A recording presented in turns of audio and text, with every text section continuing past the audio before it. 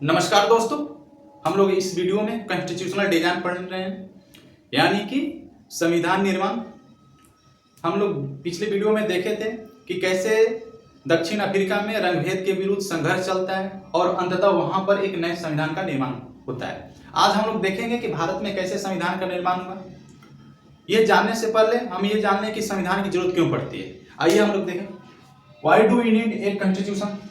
पहला कि it generate a degree of trust and coordination। पहला यह है कि किसी क्षेत्र विशेष में, यानी इंडिया जैसा देश में अलग अलग तरह के, अलग अलग समुदाय के लोग, अलग अलग धर्म के लोग, अलग अलग जाति के लोग रहते हैं। उनके बीच सहयोग और समन्वय के लिए जरूरी है और भरोसा के लिए जरूरी है कि एक संविधान का निर्माण किया जाए, यानी कि कुछ ऐसी व्यवस्था कर दी जाए ताकि लोगों का एक दूसरे के प्रति ट्रस्ट बना रहे। ठीक है। दूसरा, it specify how the government will be constitution. Constitution इसलिए भी जरूरी है कि कोई सरकार कैसे काम करेगी, उसके पास कितने पावर होंगे, वह क्या करेगी क्या नहीं करेगी, क्या उसके लिमिटेशंस होंगे, उसका फॉर्मेशन कैसे होगा। ठीक है। Lay down the power of the government, यानी सरकार की शक्तियां क्या होगी। ठीक है, जानिए हम। It tell us what the right of citizen, कि नागरिकों के अधिकार क्या होंगे। ठीक है, कि वो संविधान ये भी बताता है कि नागरिकों के क्या अधिकार होंगे, वो नागरिक अपने देश में बोलने की स्वतंत्रता होगी कि नहीं होगी।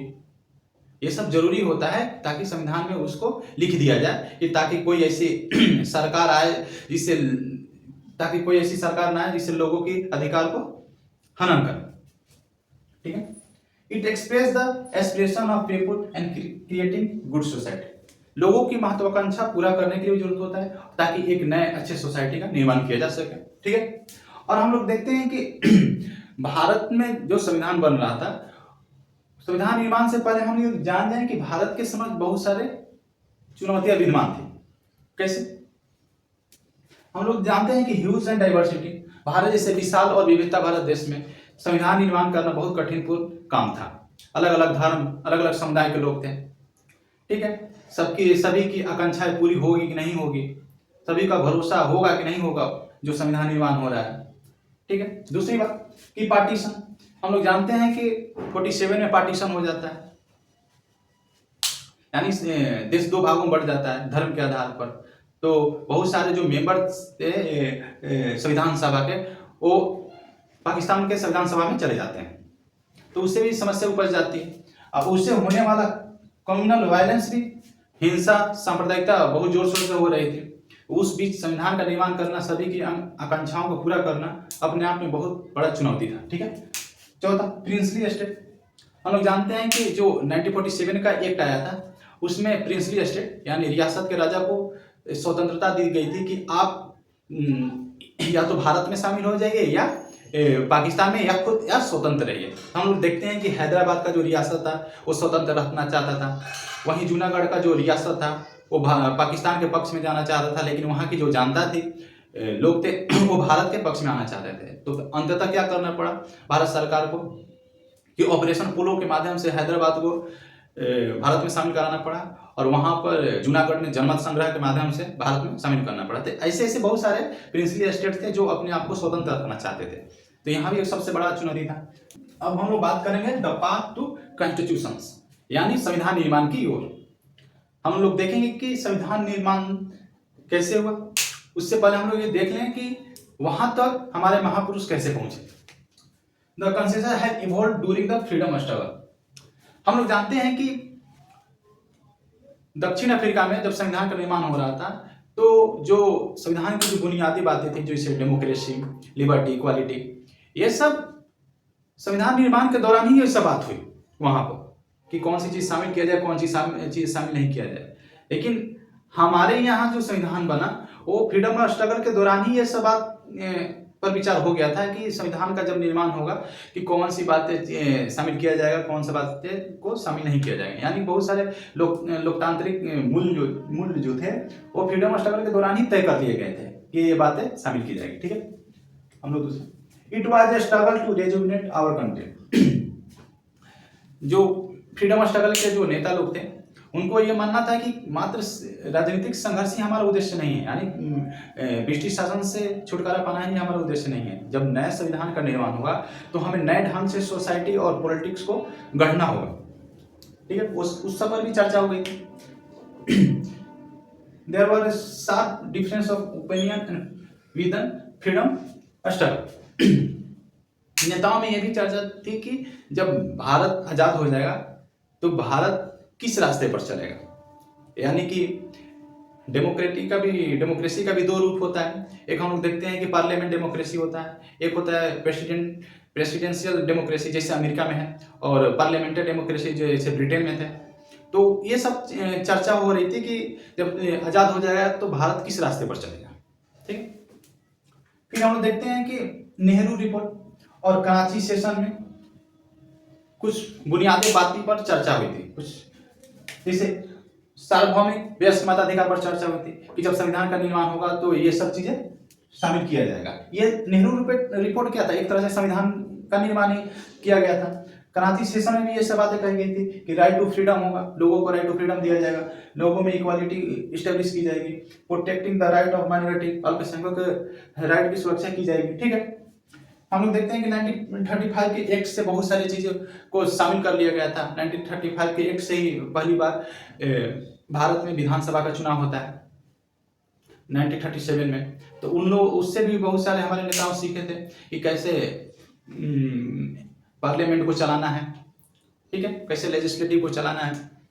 दूसरा, लर्न फ्रॉम अदर कंट्रीज से भी बहुत कुछ सीखे थे। जैसे हम जानते हैं कि फ्रेंच रेवोल्यूशन से हमारे जो लोग थे, जो संविधान सभा के लोग थे, जो संविधान निर्माण कर रहे थे, वो फ्रेंच क्रांति से इक्वालिटी, लिबर्टी और फ्रेटर्निटी के विचार भी ग्रहण किए थे।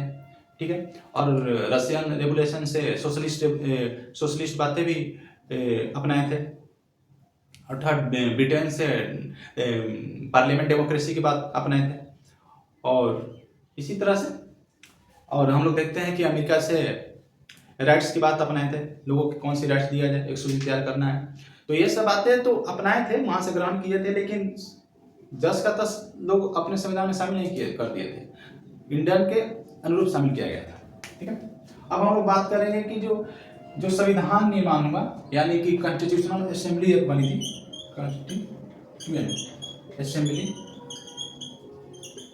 ये इसका काम था संविधान निर्माण करना। संविधान सभा कॉन्स्टिट्यूएंट असेंबली का काम था संविधान निर्माण करना। ये इसका चुनाव जुलाई 1946 में होता है। इसका जो चुनाव होता था इनडायरेक्ट रूप से हुआ था, यानी कि जो विधानसभा के जो मेंबर्स थे वही कॉन्स्टिट्यूएंट असेंबली के मेंबर्स का चुनाव किए थे, और जो विधानसभा के जो मेंबर होते थे वो डायरेक्ट चुने जाते थे, यानी लोगों द्वारा चुने जाते थे। तो इनके चुनाव जुलाई 1946 में होता है और इनकी पहली बैठक दिसंबर 1946 में होता है। और संविधान निर्माण का कार्य संविधान सभा ही करती है, जो लगभग 3 साल का समय लेती है संविधान निर्माण में। और हम लोग देखते हैं कि 26 नवंबर 1949 तक संविधान का निर्माण का काम पूरा हो जाता है, और 26 जनवरी 1950 को इसको लागू कर दिया जाता है। 26 जनवरी को लागू करने का उद्देश्य ये था कि जब हम लोग जानते हैं कि लाहौर सेशन में 1929 में जब हुआ था, तो उस समय पूर्ण स्वराज का एक प्रस्ताव पास किया गया था। तो और उसमें एक बात कही गई थी कि आज से मतलब 26 जनवरी को स्वतंत्रता दिवस के रूप में मनाया जाएगा। तो उसी के उपलक्ष्य में ये उसी को सम्मान देने के लिए 26 जनवरी का दिन को निर्धारित किया गया था। ठीक है, हम लोग देखेंगे जब संविधान का निर्माण कर दिया संविधान सभा, तो वो जो संविधान निर्माण हुआ वो कुछ मूल्य से प्रेरित थे। ठीक है, और वही मूल्य हम लोग देख सकते हैं अपने प्रियम्बल में, यानी उद्देशिका में, कि कौन कौन से मूल्य संविधान में शामिल करना है, क्या लक्ष्य है, ऑब्जेक्टिव्स क्या है। ताकि हम लोग देखते हैं हमारा संविधान का लक्ष्य क्या है और कौन से मूल्य से प्रेरित है। जैसे कि सॉवरेन, हम लोग सब पढ़ते हैं ना preamble, we the people of India, तो हम भारत के लोग। तो भारत के लोग का कहने का मतलब क्या है कि जो संविधान का निर्माण किए हैं लोग, वो भारत के लोग हैं, यानी भारत के लोगों द्वारा जो प्रतिनिधि चुने गए हैं वही भारत के संविधान का निर्माण किए हैं। ठीक है, और जो भारत का जो नेचर होगा ना इंडिया का, वो सॉवरेन होगा, यानी कि संप्रभु होगा। वो बाहरी और आंतरिक मामले में किसी का हस्तक्षेप नहीं होगा। सभी निर्णय लेने के लिए भारत के लोग में जो भारत है वो स्वतंत्र है। ठीक है, और उसका जो नेचर होगा सोशलिस्ट होगा, मतलब कि नेचर सोशलिस्ट नहीं होगा, मतलब कि समाजवादी लक्ष्य को प्राप्त करने के लिए प्रयास किया जाएगा। समाजवादी लक्ष्य कहने का मतलब कि संसाधन पर सभी का उचित हक होना चाहिए, और जो संसाधन वितरण हो उसको उचित वितरण हो।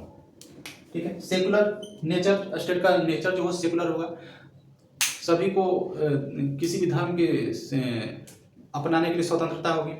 ठीक है। स्टेट का कोई धर्म नहीं होगा, स्टेट सभी धर्म के लोगों को समान नज़र से देखेगा। ठीक है। और डेमोक्रेटिक होगा, और जो यहाँ का गवर्नमेंट का जो नेचर होगा डेमोक्रेटिक होगा, यानी लोगों द्वारा चुनी गई सरकार के माध्यम से। और डेमोक्रेटिक में क्या होता है कि गवर्नमेंट रिस्पॉन्सिबिलिटी होती है अपने जनता के प्रति, लोगों के प्रति, अपने सिटीजन के प्रति। ठीक है। और फ्रेटर्निटी होगा, ऐसा प्रयास किया जाएगा कि एक दूसरे के लोग बंधुत्व में बंधे रहें, और कोई स्टेट को ये अधिकार नहीं होगा कि भारत से अलग हो जाए। ठीक है।